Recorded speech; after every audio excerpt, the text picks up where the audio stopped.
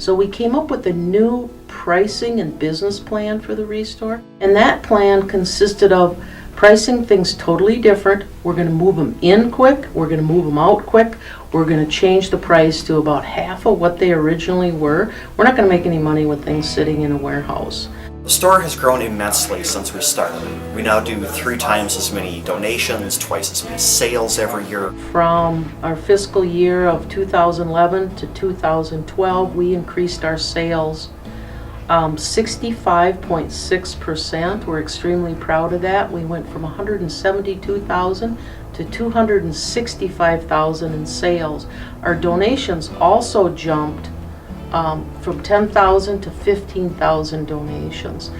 We will be building a new ReStore, and we are fortunate enough, we like this location, and we were lucky enough to buy the parcel across the street.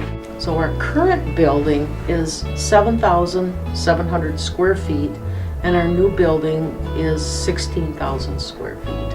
So we will more than double in size.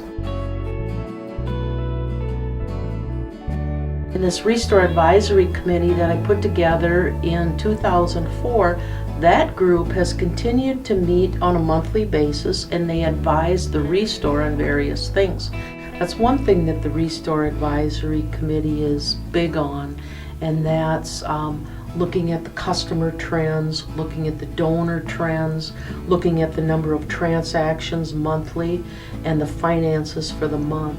So we track what we have done in January for the past 6 consecutive years. We look at that. We look at what happens in May. So we're able to do some predictions. Our volunteers are everything to us. I just love volunteering here so much, helping people out and whatnot, that I just had to keep coming back. They do things from writing thank you notes to managing our website to cleaning donations and helping customers, handling the cash register.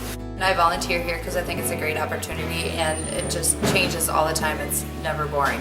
So I really like that aspect. They're what makes us a success.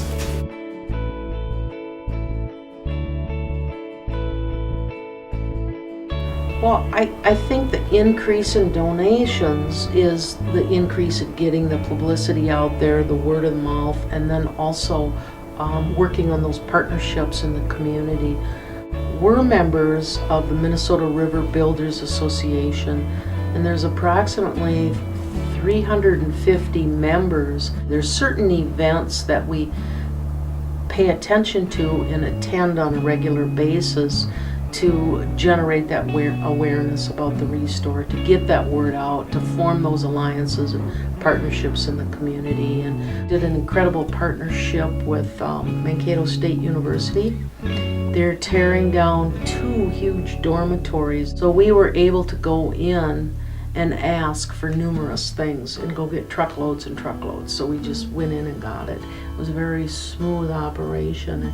We partner with the various colleges, and they all have their plays, and they'll buy things for the play sets, and different art departments will buy things. And so we try to get the word out and the exposure out to various groups. Without those partnerships, we wouldn't have the donations that we get.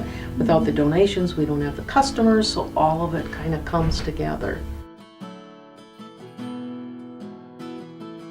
The goal with the ReStore is very simple, to provide funding to help build homes in South Central Minnesota. We're fortunate at this point to be able to do that on a big scale. Last year, our sales were almost enough to build an entire Habitat home, strictly on proceeds from the ReStore. As we look to a new building, our plans will go to 2 houses for Habitat. And that's just a great feeling that we have to be able to help contribute to the overall mission. We get more exposure. People will stop in and they'll shop in the ReStore, and then they'll say, can I volunteer? I've always wanted to be on a committee. I've always wanted to be on a Habitat board. I want to work construction.